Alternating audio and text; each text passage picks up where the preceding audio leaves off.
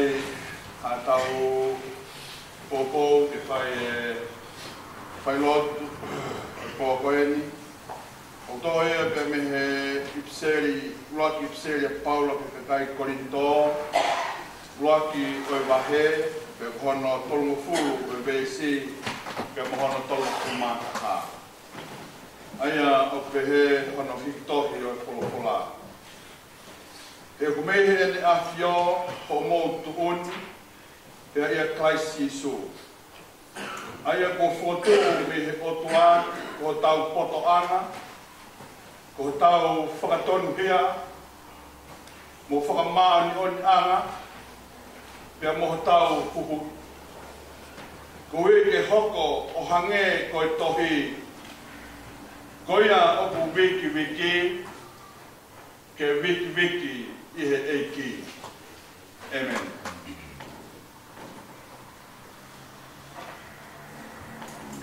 Tapu ke a whio ai tolu tahai o tua i ho tau loto ngā. O tua ka tamai, pe moe alo, moe lau maari maa ni oni. Ta tapu atu ke ere noa pe mo hoiki nea ngō ku kai ke mea heni. Tapu atu ke hoiki. Ie whoka e tapu atu ke maku. Au maa whare a mata pure. Ta patu ke tandai ki 5 kau pure. Mai ngau kalan man kau. E ai whatapu ke 5 kau tauhi. O e pekia. Paula Sipa, sio saia. Ta patu ki he tandai ki se tota. E ke se sepa me ngah mahini. Ia e whakapapa ma ke heni he boi. Ki he pekia o ku toka, Paula Sipa, sio saia. O ne whakatatahai mai ki tau toru he whiwhini, he ui maani oni a toa. Tapu ke he whaho. Ia e whakatapu ke wita. Ka maa ulang, whanga te hina. Pe foki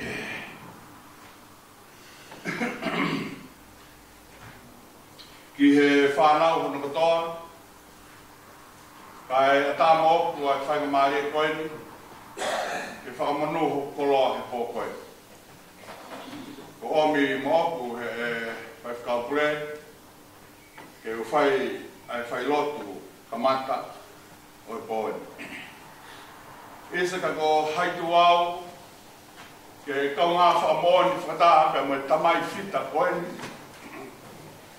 Ko pōni ko ne tau e tau lelei. Pe ko ne lawai e whakapue o e mo ui. Pe ko ne kalanga mai mo tukuange au. Ko whai mai e tālo pe mi loto te tau. Ka ko haitu i tau tō. Oku ia e whakapapalahi au pita pito, he pōni. Ko hui o ku ia e lawei ai pekia koeni. Whakahoare ai ui.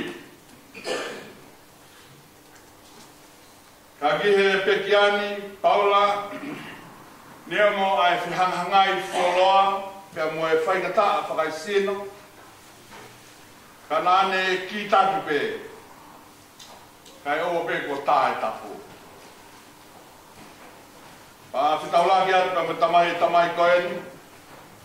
E ke atu ki ai, pea koe tari o ku whanonga pe pea mo e ki.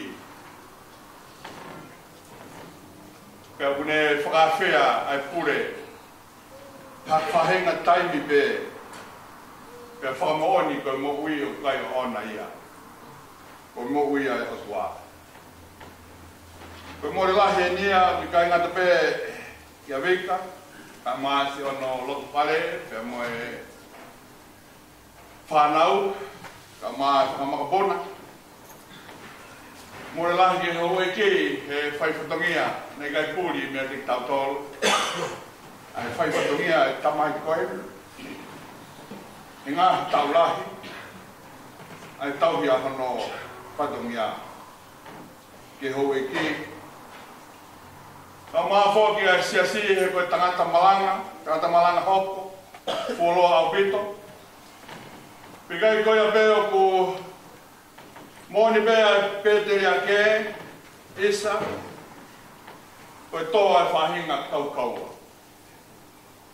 Kaukaua he whamiri, he nani tauhi o matauhi. Kaukaua ki hono ātakai, moni pea tala e apostolo. Whai pe mua ki aonga e moui. He nani whakauhingai, o kia e upinga o ene moui. Nei whaia ene lotu o tākutua. Pe whakakaukaua he eki he nāne tauhi hono waha ngata e. E iai e aho e whaia e hono ui. Pe o tautui vika, ka mai whanau. Koe ni pera aho. Ka whitak veke eki. Ni omi hata mai whita o mo loto ngā. E nea o koe ni hiki atu. Ka nani whakauhinga i ai mohui. Koe mohui ai eki. Koe au whai ai ai whiri ai potfolfola koeni, loaki korinto, loaki o wahe, tolungo fulu e we sipe mohona tolungo fulu mātaha. He o kumei hele a whioho mou tuuni. Ke aia kaisi sisu. Aia ko whuatuu mei he otua, ko tau poto anga. Ko tau whakatonuhia anga. Ko tau whakamaoni oni anga. Pea moho tau hui. Kuhi ke hoko, hange koe tohi. Koia o ku wiki, ke wiki pe i he eiki. Koe hiki tohi koia ai pāki tau wā pēni hono whakarea. He koe o tua pē o ku mou ui ai. Kohi ko kaisi sisu. Koia ia ho tau poto anga. Koia o ku tuungai e tau wale leipe moi o tua. Ko sisu e. Mo tau whakatapui anga. Mo e totongi ho tau huhu i. Ko ia, ko koe o ku ke hori, ke fuaki hamea, whai ki halawa e wholofola, o fuaki ai eiki. Ngā heaho e nia o e whakatatau. Ngā heaho e nia o e teknolosia pe ngā whakatatau e televisione. Pea turi fua e moui e toholahi. Tātau te whito ke whanau ke whaia e whai taki. Koe fuaki a e moui. Pa te tau eke hea honi o koe bē nau kau helo a nau toru. Whai kia a e fua e moui. Pa te tau eke ke kau ako o koe bē fua e moui. Pa te tau eke ke kau spoti o koe bē e fua e moui. Ka pau te tau eke he poni. Kia teki tau toru ku tui o tua. Koe hamea ku fuaka e moui. Ta tui koe ia pōre e pōkoeni. E vika ka maa mulani. Whanau hono kotoa. Whahua ki ka maa hau ki. Ngai kau ngā maheni me moe siasi kau ngā tui o Paula. Sipa sio saia he pōkoeni. Koeni a mea fua ko omi he apostolo. Tau mea fuaki a eiki ko sisu kaisi. Ko ia e whai taki a ngā. Ko ia e mea fua e moe. Koeni ko omia he tamai fita koeni. Koe fua e moe. Koe fua he eiki ko sisu kaisi. Mea fua. Ke whai ai sio pe moe laka e moe. Koe ai mea fua omi e pōkoe. Ma ki tau tōru. Pe koe pore. O ku tonu mau pe. A e te tō ia sisu. Nai kai uhinga ke toki whakatonu tonu. A tua Paula sipa sosaya. He taimi koe nā tuia e hano whakautua. Ika. Nā uhinga mea ne tū he mea nā e tū ai. He nā uhinga ai mo ui kia Paula. Pe hono whakarea taha. Nā whaka uhinga e Paula. O kuiai e uhinga a ene mo ui. Ka kuhai tuia. Te te toi omi hoku uhinga he pōkoe. Ko hoku uhinga. O ku omi e Paula sipa. Si o saia maki tau toru mea koe. O ko tui e Sisu Christ. Kaina tui o Paula he pōkoe. O ku pore ia ki tau toru he peki ava me tamai futani. E tonu a e tatu o, wulangi ka mai whanau. E tonu a e tau tū he moui. He tū pe mo Sisu. Na uhinga ai o i kai uhinga ia, ko hono whakautua. Pena toki unu mai ke tū whakataha. Pea me kau tui ke o tua ko Sisu. Ikai. Na ero be e Paula. Talo mei tuai. Plawei ko e taimino no be e nofo pe me koris mai le whihe. Pe whai mui mui. I he eke pe whai ai mo we. Pe un omi ai e ne mea fua he a koni. Pe whaka pore aki ki tau toru e mo ui. Manatu e tāhangi he whaifkau mālolo. Malanga taha i kotoru walofa. Pea pehere tokua e ne whakatata. Tokua kuru laku taware pe kresi ai o tuai. Laku taware pe. Ka koe pore o e tonu koia e te tuu. Ke te tuu he taimi koia. O ku tō mai ai e kresi ai o tuai. He taimi o kuni laku taware mai ai. Ni hi kou whahala e laku. Laku mai ai tua hui whare ia. Laku mai he kau hiwawe po ia ko ia hui tua ia. Laku mai he ngahi potu ke he kehe. Ke ngahi ke tono ai te tu utu kua. Laku mai ai kresa e o tua ke tau tau. Kau ngā tui o Paula ke pōkoe. Une pore ki tau tau. O ku tonu mau pea e tuu. He tuu pe mo eiko Sisu Christ. Koe e pore kune omi ma ki tau toru he pōkoe. Pe ko whē tuunga. O ku te tuai he tua e ki. Ka pōkoe ne te tuu. I he loto whare o siasi. Ko te toe lai wewe o li ki he puha wewe. Pe ko te tuku ke nasi. Ai siasi haki konga sipea ngā we. Pe koho iai hawai mo moko te ke taritari aki hani he loto whare o siasi. Pe ko haha tūkunga. O e mo ui he pihe i he loto whare o siasi. O ku piki ai hataha i o tūwhakatai ka moe eiki. Pe ko whepe hatunga. Pa pore ai pōpai. Ha potu pēta ke tūai mo eiki. Koe ni e pore e tamai koe ni.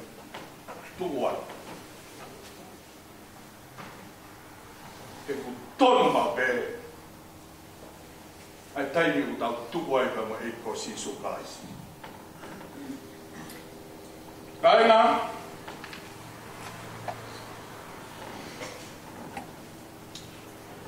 He umehe o tua ai tuu o ku tonu.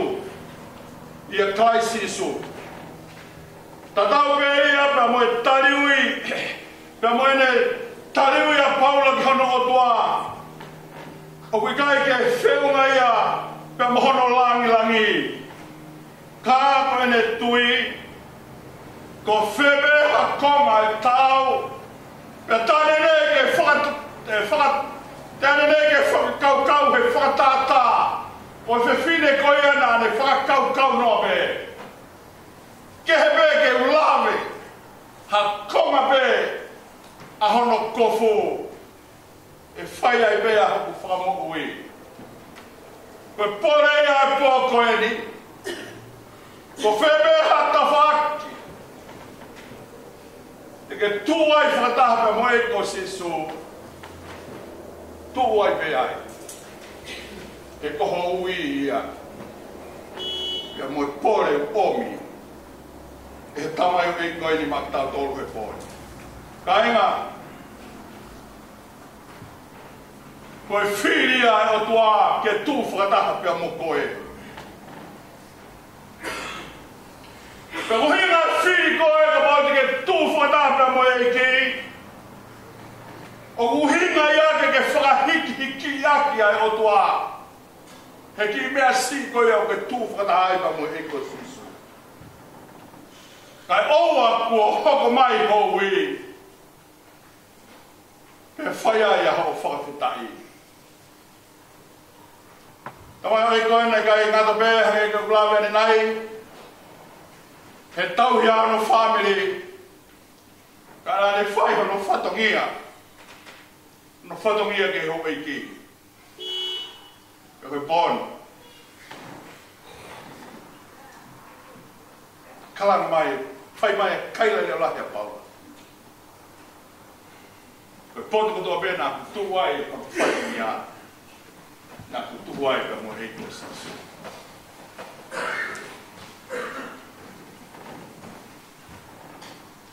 O kia ia mea he mo ui whakae tangata a pui loa koe whakaroto lahi loko ia te tautolo self-esteem. Whakakaukau whakauesite ia o kia e te ki tautolo ai whakaroto lahi i loto pe tau loto lahi ai he mo ui. Pe koe mea lele e nia ki he tangata he o te mauiwi ai. O ku te loto lahi ai e taimita tau pe o whai mai ai nei whakatoka ngā. O mea nā hoko ia ko ha mea ke te hikisi ai he mo ui. Pe whai ai a hano whakahiki ki tā. I mo ui e wharonga pe mo iki o kui ai pe mo mea pui koe Christ esteem. Pe ko hono whakaloto la hi kita i he mea ku te inasi ai pe mo mau e he eiko sisu ke tau teke a hono nge ia pe mo hono langi. Ko ia ka ina tui he whiaf koe o mea he tamaini e Paula Sipa Famili ka maa kai ngā tui o Paula. Kai ngā waine mo ni a. Ko tau tūni o kumehene a whio. O ao ki a whahenga whatongia he tūnga e mo ui. Ko mea ia a ene a whio. O ao ki a i koe ne ui a ki a te koe. Ke whakaha aki. Ai langi o tua. I he mo ui. Kune patu pa pea maau. Tau tui mea pēpea e whatongia e tamai o eikoi. Nā ne whai manawa kawa pēa no whatongia e whakatamai. Whatongia ke ki whanau, whatongia i hono wai. Nā e whai ki tua, ko hui hono kaunga, ko hui hono whatongia to tono me ki whai. Ko mea te pū e ne whai hono whatongia ke tara ia tūnga o kalaisi he mohui. Whatonga iang, koe manga tūnga e tau au ki he tui ko sisu, ko hinga e tau au ki he tūnga ko tau au ki ai vaine monia, na u hinga pe ko sisu. Koe whakakaukau ia pe moe whihui, pe moe pore omi e Paula he pōkoni makitau tolu. O kuia hai a mea o ke tū ai he moui. O tahi a whakakau e ngihi o kui kai tui o tua. Pea mohono ke he mo ki tau tolo ku tui o tua. He ku tui o ni e o ke nau tui o tua o ki ka tau ai a moui. Pea ka mau ke ka tau ai a moui. Pea ku he whanopea e moui. O koe ke nau tui o kui ai haivi whakaatua. Divine o kune omi ai ka teki tau tolo ane ui. Pene omi ai ka teki tau tolo ke mahu ina ia ai tangata tui he ene mea guia kia.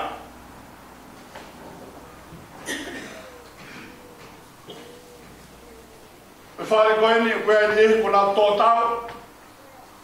Ko hui pe koe mati aki he mahu ina ia e ui e mo ui ka teki nau tolo. O koe toi kehe e pia moe pōko e ni. Ai mahu inga ia e tamai fita koe. Ai ui na whai ke teia. O maka tuunga ia e ni mahu inga ia. Koe mo ui, ka moe whatungia o kune inasia ia. O whakatatau ki tawa e apostolo e ako koe. Koe ni pea mea omi ke tupai. Ke whakamo on aki ma ana. O ako. I he ui ai tua he pōko e ni. Ko tui koe pōre ia omi he tamaini. Kia teki tau tolu he pōni. Ulu motua, ka wasi witou, kia veka. Ka maa wulangi, ka maa whanau. Me pe whoki ke tōwhāpine. Pe whakailonga o ke kai o kau ia sisu.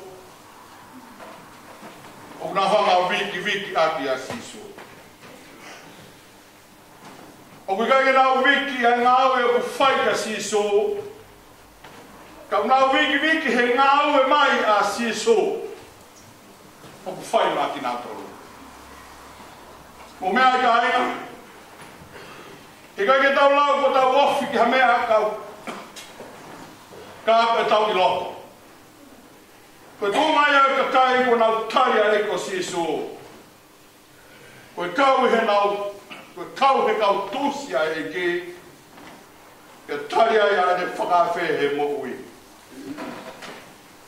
Koe nea mea na whiri e Paula Sipa Siosaya. Nā nei ngona ahono ui pia kau ngā tui neongo. Iai aho whainga tāpe, iai aho whainga fua. Ko hui ko te tuia ai whakautua na moa ai. Kana i kai tuka i mo ui. Ke ne pore aki beba ne talaloto aki o whango behono le oki heiki. O ku whai bea i mo ui. Ko i mo ui be i te tui. Ko kaisia kainga. Ko ia e maratunga ai tui e tamai koe ni. Pe koe ia kone hanga pole ia ki tau tolu he mo ui. Ko kaisi ho tau kotoa ngā. Ko kaisi ho tau whakatonu pia ngā. E ko kaisi ho tau maanionia ngā. Kina tolo ko tūpea mo sisu kaisi. Hanga sisu ia whakapuriki a ile ila o mo ui. Kane omi ei ai maoni o niki ke whanonga pia mo ia. Kune omi ei hau ke ne whanonga pia mo ia. Tō ei a kātoa. Pūwhanga e whatapu. Tō katoa. Ngau haa mo ui. Kane whetongi tu unga. O whaia ia hako whakatonu ia e mo ui. Aki nā dōro ku tū he eiki ko sisu kalai si. Ko e pore ia. Ku omi mai tau tōru he pōni. He tamai whita koe ni. Wika ka mā ai whanau paia. Whanawangi ki la mare o tua ke ne whakapurupuru. Ki mau tōru he pōni. Ka mā e whamiri. e ke ho iki e toka mai ai ne whakanonga ia te tau tōru e ke whaifkau pe mo se to da pe mo se si tō moa anahi mo ue o pore ia ki tau tōru e paula he pōpoi tau tū whakataha pe pe mo iki te ongo pe he pe hapot au koe tō ai ka koe e ke pe maolunga pe maolunga pe iloa pe uta iloa ka ku iloa o tō pe ia e fofonga mai a e kosi sotai Paula toka he merino ai o tua mua i o tau api mao e me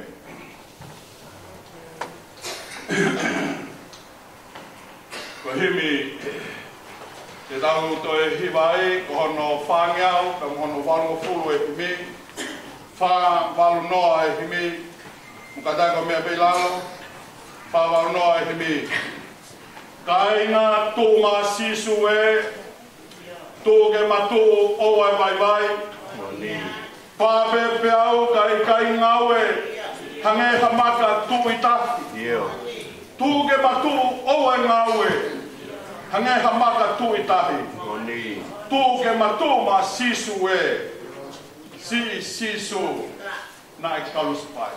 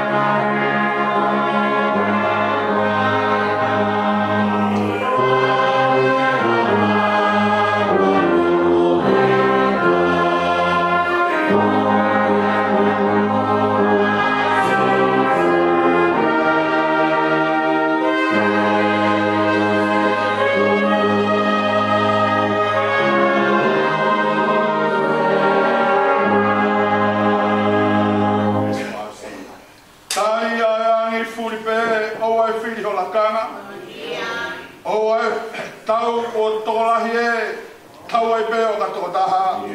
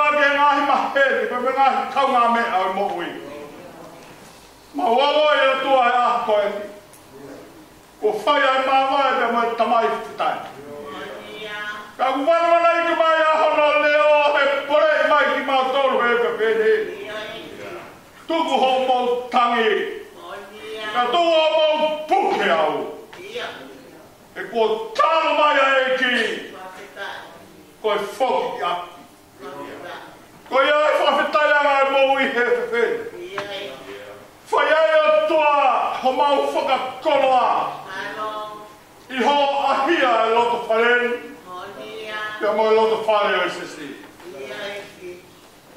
Ko e lia o tua e pore pere anga e tangata tui he whiwhi. Ni omo e mama e. A mone apostolo ko e ne hiki bebe me he mohe.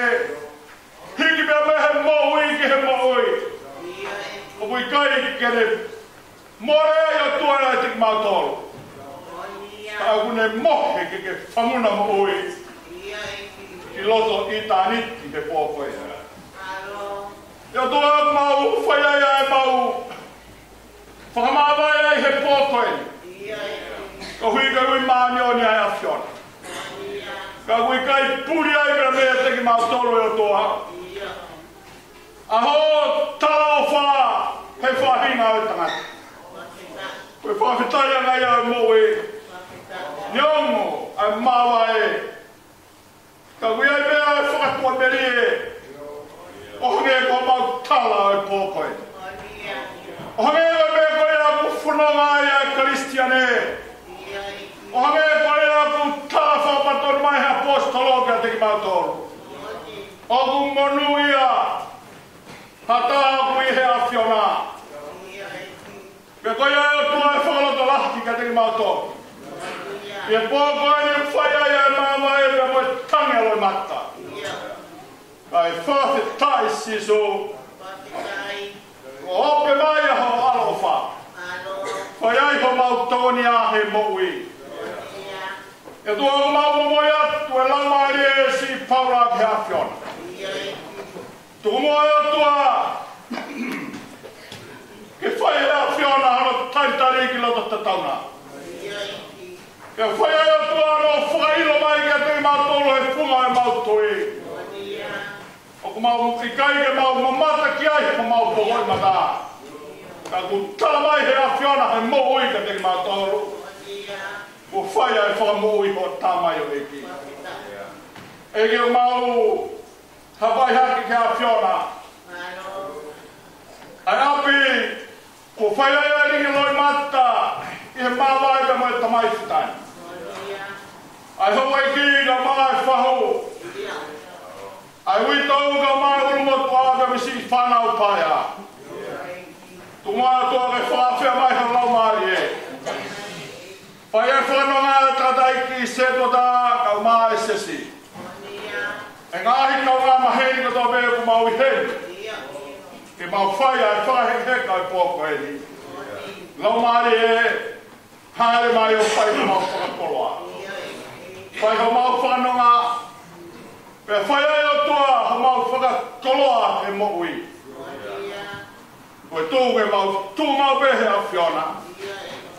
O whai ai o tua e mau lotu toto aki ki a whiona. Moni me tala apostolo tu moe a tua ke mau unu atu ki a whiona. E unu mai a whiona ka tiki mau tō. O whai ai a whewhe oki. Whai ai ho mau whakahauhaua. Whai ai o tua ho mau whakapoto. Whai ai o tua ho mau whakamaoni o ni. Io, he o kuke maoni o ni. Koe maoni o ni a sihoa. Eki koe mau lotu ia he hoa koe. Mau mana tua. Amina eki whaifkau tau he.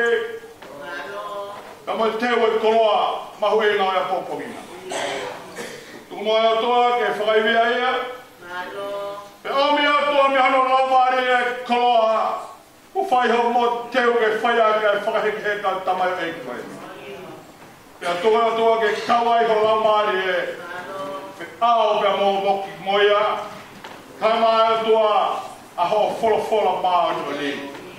Tau kaua moa e tua toi e ngahi whatungia kekehe. Whakakakato he family nga mai sesi. Tu moa e tua ke toka mai ai hoa mai leo whakatonua mai. Te hiki ai o tua o mi ai he mau tāpu aki. E tua mau lotu o kori kato bea ngahi ngahi. Wāwha sisu kais o alo. Kā ko mau whamo ui. Amen.